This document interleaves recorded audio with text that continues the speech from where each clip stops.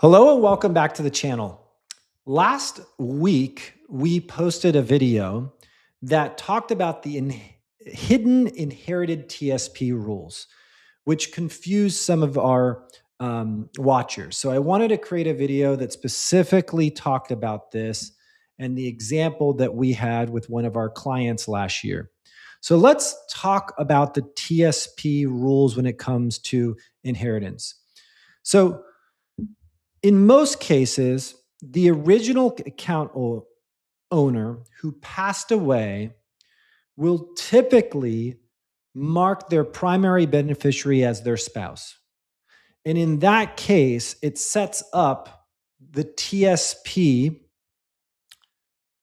inheritance for the most optimal tax advantage and distribution advantage. Why? Because the spouse gets a full stretch over their lifetime in terms of stretching out the TSP before they have to make withdrawals. They have to participate in required minimum distributions at 75, but they don't have any other restrictions besides that. Let's give the other example, a non-spouse beneficiary. So a non-spouse beneficiary would be someone like your child. Your child is your primary beneficiary. In this case, they would have a 10-year window, 10-year clock, where they would have to distribute those funds. There's no required distribution at 75 because the required distribution is to take all of that money out within 10 years. So what that child will likely do is distribute 1/10 over 10 years and fully drain that account. But what happens if the first beneficiary, let's say in this case example, the father, passes away, and then the second beneficiary, let's say in this case, the mother, inherits this account, but then she passes away and it was kept in the TSP? Well, in this case, the son, the second beneficiary, will not receive the 10-year clock. The TSP waives the 10-year clock if it trickles down to the second beneficiary.